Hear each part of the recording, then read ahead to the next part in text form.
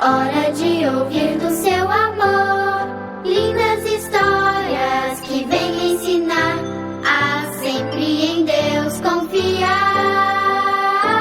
Chegou a hora de adorar ao Senhor. Chegou a hora de ouvir do seu amor. Vem, amiguinho, comigo sentar e vamos quietinhos ficar, prestando atenção em adoração.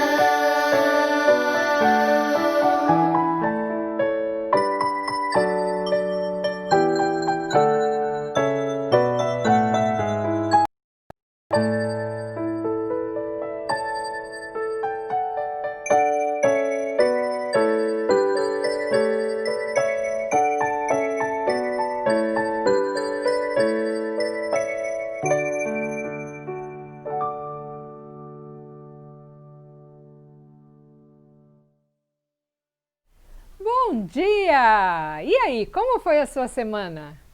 Tem novidades? Essa semana, pelo menos de clima, foi melhor, né? Essa semana teve algo muito especial. Teve o Dia de Ação de Graças, que foi ontem. Você sabia que existe um dia que é um dia especial para a gente agradecer a Deus as bênçãos dele? Então, nos Estados Unidos, esse dia se chama Dia de Ação de Graças, ou Thanksgiving. Acontece que as pessoas que saíram da Europa para fugir da perseguição religiosa e foram para os Estados Unidos, depois que eles se estabeleceram e fizeram a primeira colheita, eles comemoraram o fato de terem tido uma colheita. E eles fizeram uma grande festa e passaram a comemorar todos os anos a bênção que Deus lhes dera da liberdade. Até os animais são agradecidos, sabia? A Minnie, a cachorrinha que a gente tinha, o Berengar punha comida para ela, o pastor punha comida para ela ficava olhando para ele, como que agradecendo, e só depois que ela comia. Você agradece a Deus pelo alimento que Ele te dá? Assim como os pioneiros americanos agradeciam? Quando nós vamos tomar nossa refeição, nós devemos, antes de comer, orar, agradecendo a refeição e pedindo a bênção de Deus sobre ela. Que Deus sempre dê para você o alimento, a saúde, tudo o que você necessita. Tá certo? Hoje o Seno está meio dócil, né, Seno? Só porque eu não contei uma historinha de você? Bom, vamos orar? Querido Jesus, muito obrigada, porque o Senhor nos dá o alimento. O Senhor nos dá roupa, o Senhor nos dá o abrigo, o Senhor nos dá a família, o Senhor nos dá tudo aquilo que necessitamos. Dá-nos um coração agradecido e que nos lembremos sempre desse amor maravilhoso que o Senhor tem por nós. Em nome de Jesus. Amém. Um feliz sábado para você e para a sua família.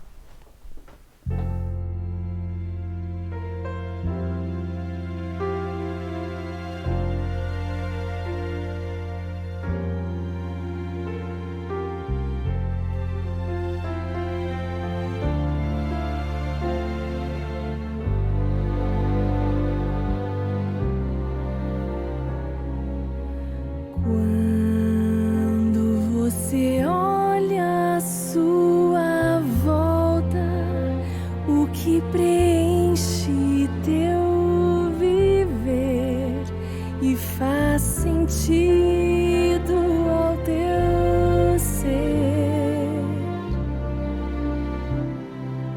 Quando em angústias e pesares, quando ninguém te pode ouvir, onde você encontra paz, aquela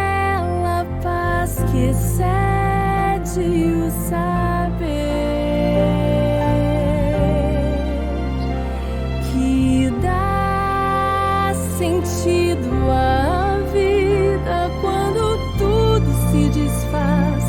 Ainda faz o pecador sentir que é amado. Quando você olha à sua volta, o que te prende mesmo aqui, que vale mais que o próprio céu. Qual é o valor mais estimado que o faz negar a um chamado, o convite de Jesus?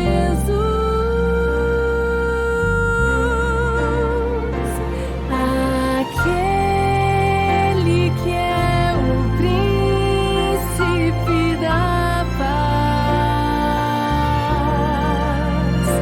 que deu a própria vida, deixou tudo para trás e te deu a chance de viver a vida eterna. Cristo traz perdão ao pecador, alívio ao cansado e sentido ao aflito, que procura as respostas que só há no nome Cristo.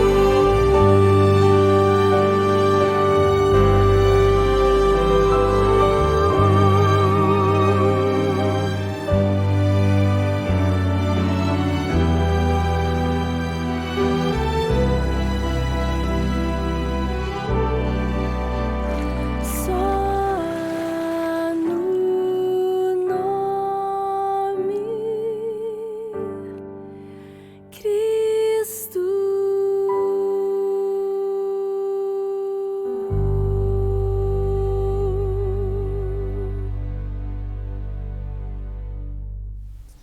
Bom dia, meu querido amigo. Mais uma vez estamos Red juntos Friday, para fazermos este culto, essa adoração a Deus. E eu quero falar hoje sobre um tema bem interessante. O que viram em tua casa? O que você tem mostrado através da sua vida? Quem você é e o que as pessoas pensam a seu respeito? É um tema bem interessante. Mas eu quero começar a cantar um hino, começar o culto contando um hino muito bom, Bem de Manhã. Se você está gostando do nosso programa, da nossa programação, do nosso trabalho, compartilhe com seus amigos, curta a nossa página para que tenha maior visibilidade e também inscreva-se no nosso canal se você ainda não está inscrito, tanto no YouTube como no Facebook. Nós estamos trabalhando para que você possa receber uma mensagem cristocêntrica a cada sábado, cada domingo e cada quarta-feira. Vamos cantar. Cante conosco. Bem de Manhã.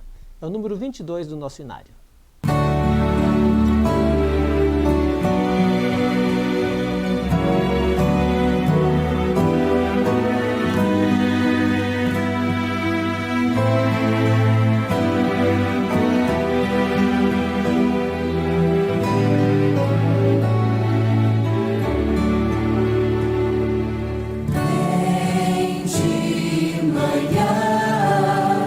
Seremos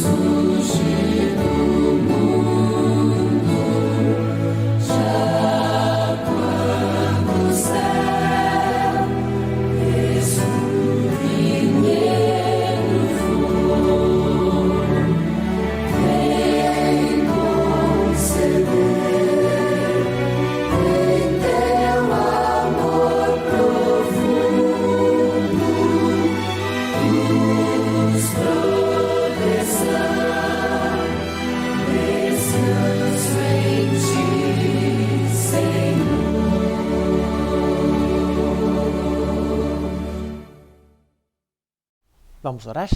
Pai querido, mais uma vez nós estamos diante da Tua face para compartilharmos esta mensagem nesta manhã de sábado.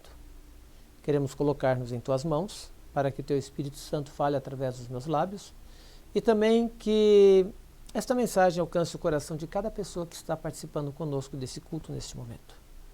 Que a Tua graça, o Teu amor, a Tua misericórdia se manifestem em nossa vida e que desta maneira estejamos sempre prontos e firmes a estar ao Teu lado.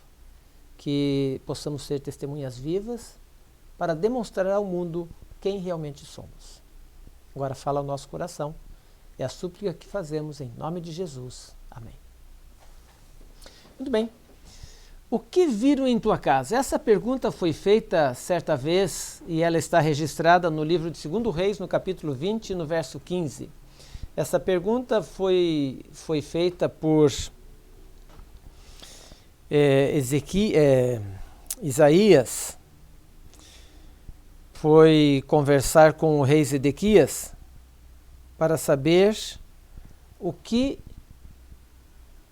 Ezequias havia feito ao receber uma comitiva de babilônios que foram lá visitá-lo. Vamos ler esse texto, que é o tema do nossa mensagem de hoje. 2 Reis, capítulo 20, e o verso 15. Diz o seguinte: perguntou ele, que viram em tua casa? Respondeu Ezequias, viram tudo quanto há em minha casa. Coisa nenhuma há dos meus tesouros que eu não lhe mostrasse. Bom, em meio ao próspero reinado do rei Ezequias, que fez uma grande reforma no povo de Israel, subitamente aconteceu uma coisa fatal, uma coisa triste. Ezequias ficou doente e uma fatal enfermidade lhe pegou. E o texto bíblico diz que ele ficou enfermo de morte. O seu caso estava indo além do poder do auxílio humano. E então o último vestígio de esperança apareceu removido quando o profeta Isaías foi até lá, no capítulo 38 de Isaías, você pode ver isso. Isaías foi lá e surgiu perante o rei Ezequias com uma mensagem muito triste. Veja lá, Isaías capítulo 38 e o verso 1. O que você faria se você recebesse uma mensagem como essa? Isaías capítulo 38 e o verso 1. Veja qual foi a mensagem. Naqueles dias, diz o texto bíblico, adoeceu Ezequias de uma enfermidade mortal. Veio ter com ele o profeta Isaías, filho de Amós, e disse-lhe, assim diz o Senhor, põe em ordem a tua casa, porque morrerás e não viverás. Qual seria a sua reação se você recebesse uma notícia como essa? Você iria gostar? Você iria ficar triste, chateado? Foi exatamente o que aconteceu com Ezequias. Ele não começou a questionar Deus porque Deus o havia abandonado ou coisa semelhante. Mas ele sempre foi fiel, fez uma grande reforma entre o povo de Israel. E agora, diante dessa perspectiva extremamente negra, ele não podia, a única coisa que ele podia fazer ainda era orar. E orar para aquele que até ali havia sido seu refúgio, seu socorro, sua fortaleza, bem presente na angústia e na tribulação, conforme diz Salmo 46, verso 1. E então, assim, ele resolveu orar. Em 2 Reis, no capítulo 20, nos versos 2 e 3, veja o que diz ali. Então virou Ezequias o rosto para a parede e orou ao Senhor, dizendo, Senhor, lembra-te, peço-te, de que andei diante de ti com fidelidade, com integridade de coração, fiz o que era reto aos teus olhos. E Ezequias fez o que qualquer pessoa, eu acho que faria nesse momento. Ele chorou. Chorou muito, diz o texto bíblico. É uma coisa interessante. Desde os tempos de Davi, não havia tido um rei que havia feito uma uma renovação de aliança, um retorno para os princípios de Deus, como o rei Ezequias. Ezequias trabalhou para o reerguimento do reino. Não só o reino de Israel, mas também o reino de Deus dentro de Israel. Num tempo de apostasia, de desencorajamento, Ezequias fez a diferença. E agora o rei estava agonizando, e agora ele estava colocando diante de Deus: Senhor, eu fui fiel, eu te honrei através da minha vida, eu fui fortalecido por ti. A confiança do povo em Jeová havia voltado a ser forte novamente, eles haviam voltado a confiar em Deus, o seu Supremo Senhor. E ele então começa a suplicar, talvez uma súplica como uma súplica feita por Davi no Salmo 88, versos 2 e 3. Aqui está uma súplica que Davi fez também ao Senhor. No Salmo 88, versos 2 e 3. Davi passou não por uma situação semelhante a essa, mas Davi também passou por tribulação, por angústia, por problemas. Veja o que diz aqui: chegue à tua presença a minha oração, e inclina os ouvidos ao meu clamor, pois a minha alma está farta de males e a minha vida jace à beira da morte. E agora então, a única coisa que Ezequias podia fazer era confiar que Deus respondesse a sua oração. E o texto bíblico, quando nós lemos lá, nós vemos que no verso 4, antes que Isaías saísse da parte central da cidade, ele ainda estava por ali, por perto do palácio, e então Deus falou para ele: volta. Então o profeta volta jubiloso, com as palavras de esperança e de certeza que Ezequias seria curado. E então ele ordenou que fosse colocada uma pasta de figos sobre a parte enferma, e aquilo ajudou em sua recuperação. E então Isaías entregou ao rei a mensagem de misericórdia, proteção e o cuidado de Deus.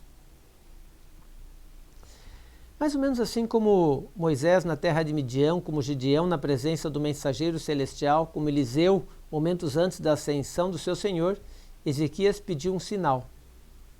Um sinal de que a mensagem havia vindo do céu. Qual será o sinal? Ele indagou. De que o Senhor me sarará e de que ao terceiro dia subirei à casa do Senhor.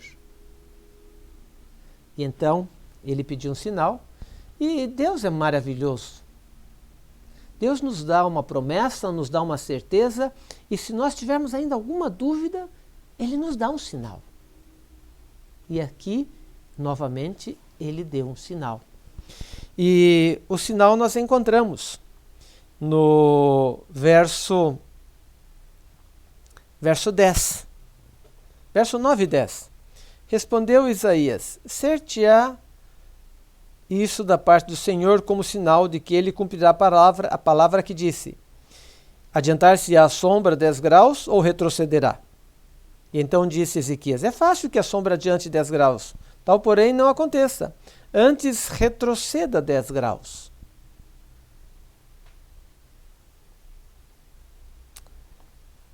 Isto era um sinal muito delicado. Um sinal, eu não sei se você já parou para pensar nas implicações gerais de um sinal como esse. Até o verso 11, acho que foi isso que eu li. Então, o verso 11 diz: então o profeta Isaías clamou ao Senhor e fez retroceder 10 graus a sombra lançada pelo sol declinante no relógio de Acaz. Veja bem, pense um pouquinho levando em consideração o planeta Terra. O que é que faz com que o relógio do Sol, que era o relógio de Acaz, que era um relógio de Sol, O relógio do Sol é medido pela rotação da Terra, e então vai fazer com que a sombra aumente e ele vai marcando assim então a hora através do relógio. Mas o que acontecia aqui? Ezequias pediu que a hora voltasse. Você sabe o que significa? Significa simplesmente o seguinte: a Terra está girando nesse sentido. E agora Deus diz, para e volta um pouquinho. Já parou para pensar na implicação do planeta Terra sobre isso aí? Tudo está girando você pega, por exemplo, um copo ou alguma vasilha e começa a girar e de repente você simplesmente muda a direção. O que acontece? Há uma comoção em tudo aquilo. Tudo vira de cabeça para baixo. Isso mostra que para Deus, até um sinal para algo impossível dentro da cabeça, dentro da física humana, ele faz. Para demonstrar o quanto ele tem um carinho e um cuidado especial pelos seus filhos. Eu, quando leio essa história, eu fico pensando nessa parte física da rotação da Terra e essa volta. Eu penso assim, puxa vida, segurar todo o planeta de novo assim, como se nada tivesse acontecendo. É uma coisa impressionante, mas mostra simplesmente o quão grandioso é esse nosso Deus. E então, vamos continuar um pouco agora através do relato do livro Profetas e Reis, na página 342, diz o seguinte: restaurada a sua antiga força, o rei de Judá reconheceu em palavras de cânticos as misericórdias de Jeová e fez um voto de despender os restantes dias da sua vida em voluntário serviço ao Rei dos Reis. Seu grato reconhecimento do compassivo trato de Deus para com ele é uma inspiração a todo aquele que deseja gastar seus anos para a glória do seu Criador. Isaías trouxe a mensagem a Ezequias de que ele teria mais 15 anos de vida. Então ele ficou feliz e alegre com isso. Entretanto, uma coisa interessante aconteceu. Nos férteis vales entre o rio Tigre e o Eufrates habitava um antigo povo, que embora nesse tempo estivesse sujeito à Assíria, ele estava destinado a governar o mundo através do Império Babilônico e depois do Medo-Persa. Havia entre esse povo homens sábios que davam muita atenção e uma certa adoração, veneração ao sol. E também, com isso, eles estudavam a astronomia. Então, pare para pensar um pouquinho.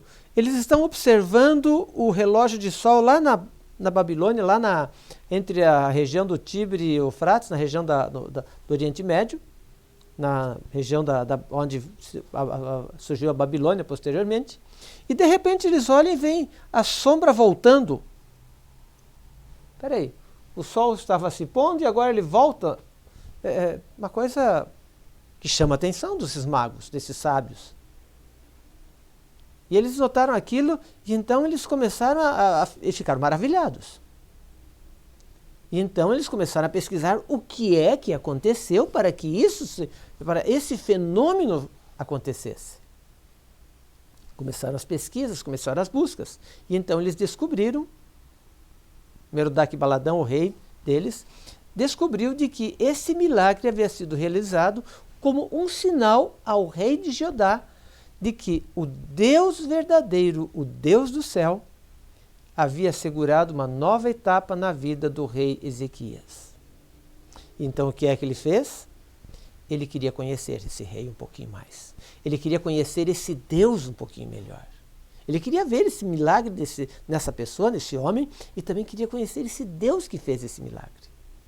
Então ele pegou uma comitiva de embaixadores e enviou a Ezequias, a fim de com ele se congratular, parabenizá-lo pela cura, por seu restabelecimento, e também se informar, se possível, alguma coisa mais a respeito desse Deus, que nunca eles haviam tido um Deus tão poderoso, que tivesse feito um milagre tão grandioso como aquele. Uma coisa maravilhosa, estupenda, uma coisa fantástica, jamais vista. Esses mensageiros foram. Esses mensageiros, ao irem visitar Ezequias, eles estavam dando a oportunidade a Ezequias de celebrar e de apresentar a eles o Deus vivo. Sabe, esse seria um momento muito fácil para falar de Deus, daquele que sustenta todas as coisas criadas, daquele que faz a terra girar e parar de girar e voltar, aquele por cujo favor sua própria vida tinha sido poupada. Quando todas as outras esperanças haviam desaparecido, Deus ainda lhe deu uma oportunidade. Pare para pensar um pouquinho quão poderosa seria essa mensagem e que transformação ela teria exercido nessas pessoas. Caso esses pesquisadores da verdade, que haviam vindo das planícies da Caldeia, fossem levados ao conhecimento da suprema soberania do Deus vivo. Quão maravilhoso, quão fácil e quão grandiosa seria essa mensagem pregada a eles. Mas aqui aconteceu uma coisa que nos deixou um pouco tristes. O orgulho, a vaidade, tomaram conta do coração de Ezequias. E agora, em vez de ele exaltar o Deus, ele exaltou-se a si mesmo, mostrou a essas pessoas os tesouros que com os quais Deus havia enriquecido o seu povo. E lá em Isaías capítulo 39, no verso 2, agora é-nos apresentado uma parte dessa história. Então Ezequias se agradou disso, mostrou aos mensageiros a casa do seu tesouro, a prata, o ouro, as especiarias, os óleos finos, todo o seu arsenal e tudo quanto se achava nos seus tesouros. Nenhuma coisa houve, nem em sua casa, nem em todo o seu domínio, que Ezequias não lhes tivesse mostrado. Notem uma coisa interessante. Ezequias não glorificou ao Deus de Israel naquele momento. Não mostrou a eles o Deus que havia lhe ocasionado a cura. Mas para se exaltar, aos olhos dos príncipes estrangeiros, ele mostrou o que ele possuía. Ele não se deteve na consideração de que esses homens eram representantes de uma poderosa nação que não tinha o temor nem o amor de Deus no coração. E que era imprudente mostrar para eles as suas riquezas e fazer disso um objetivo de cobiça da parte deles. Em 2 Crônicas, no capítulo 32, essa história de Ezequias, ela é repetida no livro de Reis, Crônicas e Isaías. Em 3 lugares aparece uma parte dessa história. Então você pega nas 3 partes, capítulo 32 e o verso 31. A visita dos embaixadores foi um teste. E veja o que é colocado aqui no capítulo 32 e no verso 31 de 2 Crônicas. Contudo, quando os embaixadores dos príncipes de Babilônia lhe foram enviados para se informarem do prodígio que se dera naquela terra, Deus o desamparou para prová-lo e fazê-lo reconhecer tudo o que estava em seu coração. Notem, foi uma prova que Deus deu, que permitiu para mostrar a Ezequias de que lado ele estava, quem era realmente Ezequias. E é interessante quando você lê sobre esse assunto no livro Profetas e Reis, diz o seguinte: se caso Ezequias tivesse aproveitado a oportunidade que lhe havia sido dada de testemunhar do poder, da bondade e compaixão do Deus de Israel, o relatório dos embaixadores teria sido uma luz espancando as trevas, mas ele engrandeceu-se a si mesmo, acima do Senhor dos Exércitos. E em 2 Crônicas 32, 25 diz, não correspondeu Ezequias aos benefícios que lhe foram feitos, pois seu coração se exaltou, pelo que houve ira contra ele e contra Judá e Jerusalém. Ezequias não correspondeu, porque ele se exaltou. Então, lá vai o profeta Isaías lá fazer puxar a orelha de Ezequias. Lá vai ele conversar com Ezequias. E lá então, ele chega lá no capítulo 20 e no verso que lemos no início, verso 14, então Isaías, o profeta, veio ao rei Ezequias. Ele disse: que foi que aqueles homens disseram de onde vieram? E ele respondeu a Ezequias: de uma terra longínqua, vieram de Babilônia. E perguntou ele: que viram em tua casa? E Ezequias respondeu: viram tudo quanto há em minha casa, coisa nenhuma há nos meus tesouros que não lhe mostrasse. E então no verso 16 vem a censura. Então disse Isaías a Ezequias: ouve a palavra do Senhor. Eis que virão dias em que tudo quanto houver em tua casa, com o que entesouraram os teus pais, até o dia de hoje será levado para a Babilônia. Não ficará coisa alguma aqui, diz o rei, diz o Senhor.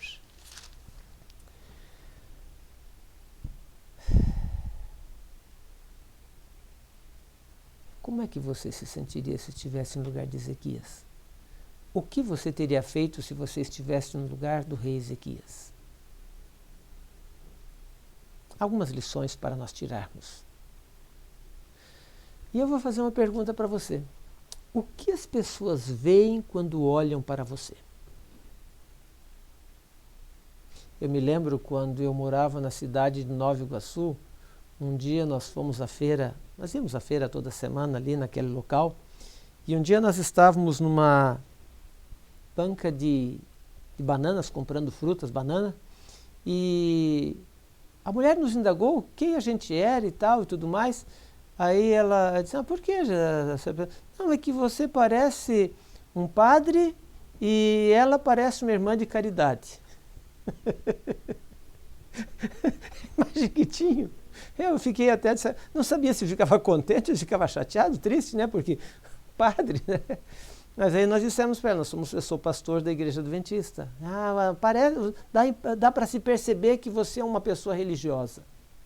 O que as pessoas veem quando olham para você? O que as pessoas enxergam quando olham para as suas redes sociais? Seu Facebook, seu Instagram, esses montes de canais que existem hoje, as suas mídias sociais. O que você está comunicando no seu WhatsApp? O que você está compartilhando nos seus grupos? O que você está demonstrando ali? Quais são os vídeos que você tem compartilhado? Sabe, queridos, diante de nós existe um mundo que nos observa. Um mundo que está de olho no que nós fazemos. Um mundo que quer saber quem somos. Pessoas nos param, muitas vezes, para pedir um livro. Me lembro, este ano, no final do mês de outubro, estávamos distribuindo livros num semáforo aqui na cidade de Diadema, junto com alguns irmãos da igreja, quando eu levei um livro para um senhor E dali a pouco ele me chamou de volta, fez sinal, volta aqui, ó, escuta, posso levar um livro desses para minha esposa? Eu gostei, minha esposa gosta de ler, eu achei interessante.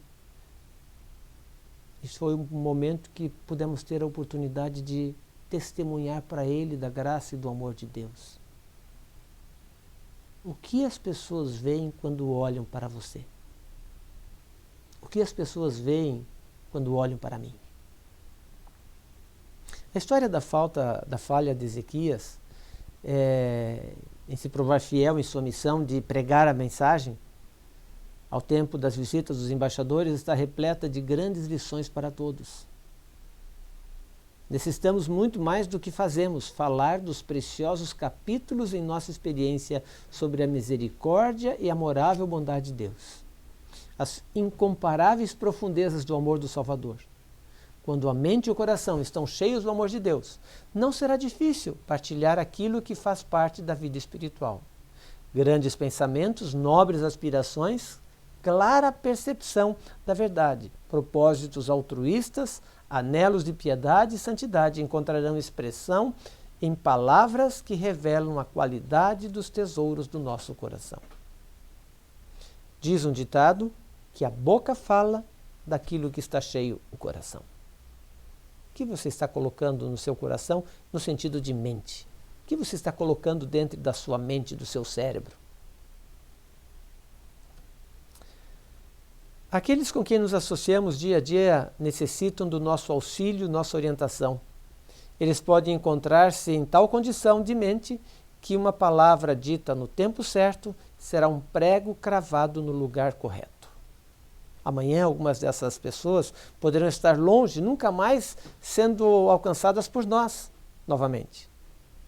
Qual foi a influência que exercemos sobre essas pessoas que são nossos companheiros de jornada? O que nós fizemos por eles? Cada dia a vida está carregada de responsabilidades que temos de enfrentar. Cada dia nossas palavras e atos estão fazendo impressão sobre aquele com quem nos associamos. Quão grande é a necessidade que temos de pôr uma guarda em nossos lábios e vigiar cuidadosamente os passos que estamos dando. Às vezes um gesto desavisado, um passo imprudente e poderão surgir ondas de alguma forte tentação que podem levar uma pessoa para o sorvedouro, para a destruição. Não podemos arrancar pensamentos que houverem sido plantados na mente de pessoas, seres humanos. Se foram maus, podemos ter posto em movimento uma sequência de circunstâncias, uma avalanche de males que só seremos capazes, que nunca seremos capazes de deter. Nunca conseguiremos reverter. Por outro lado, se em nosso exemplo, se em nossa conduta, ajudarmos os outros no desenvolvimento de bons princípios, estamos dando-lhes capacidade para fazer o bem. E por seu turno, eles exercem a mesma benéfica influência sobre os outros. Assim, centenas e milhares são ajudados pela nossa influência, por nós, muitas vezes despercebida. O verdadeiro seguidor de Cristo fortalece os bons propósitos de todos aqueles com quem entra em contato. Diante de um mundo incrédulo em que vivemos, amante do pecado, Deus revela a sua graça e a perfeição do seu caráter através da nossa vida. E aí, vamos testemunhar? O que as pessoas veem quando olham para você? O que as pessoas veem quando olham para mim? Reflita sobre isso. E lembre-se que Deus é fantástico, Deus é grandioso, Ele pode fazer tudo, mais além daquilo que você imagina, daquilo que você pensa. Nunca passou em sua mente. Ele faz, porque Ele ama o pecador. Que testemunho estamos dando? Como estamos retribuindo esse grandioso amor de Deus? Como estamos sendo gratos a Deus pelo carinho que Ele tem para conosco? Isso faz parte da gratidão. Ser grato, demonstrando a quem pertencemos, demonstrando o que nós queremos levar para as pessoas, salvação em Cristo Jesus. Quão grande és tu! Vamos cantar este hino para finalizarmos nosso culto e assim terminarmos com uma mensagem da grandiosidade do amor de Deus e procurarmos em nossa vida sermos uma testemunha eficaz e verdadeira para Cristo Jesus. Cante agora conosco, cante alegre, cante.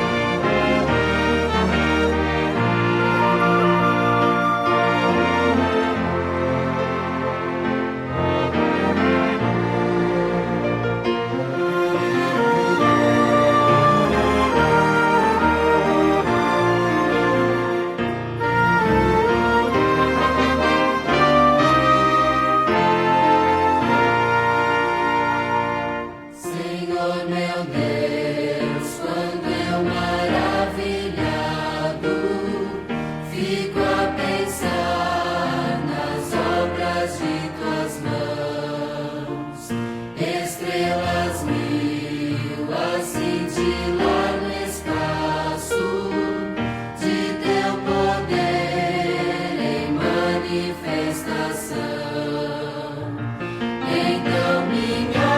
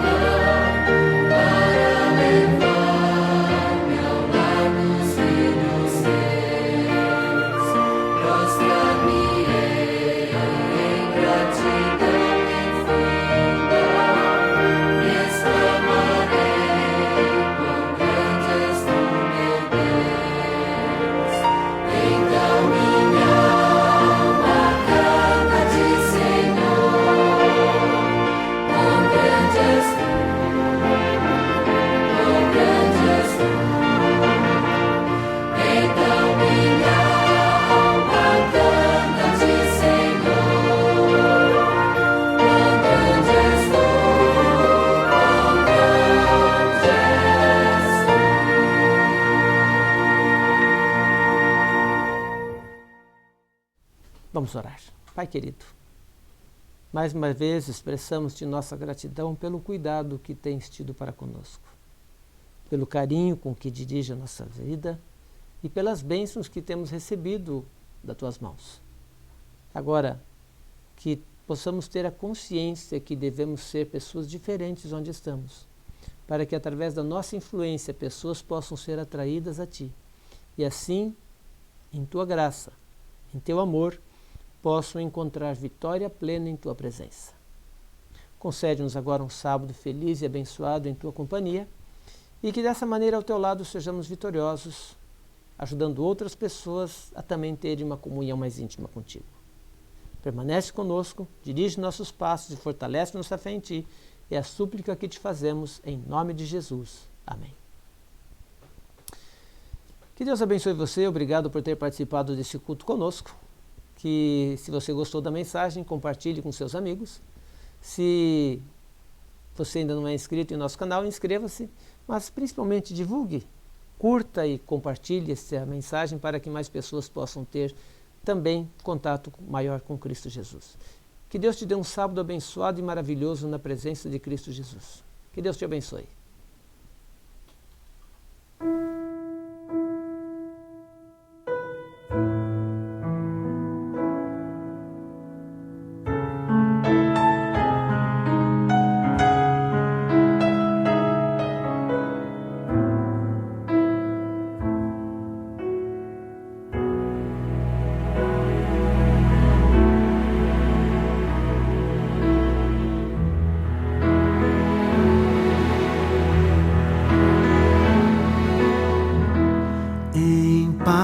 Eu vou ouvir a voz de Deus, em paz eu vou, estou feliz, achei abrigo em sua casa. Estou com meu Jesus.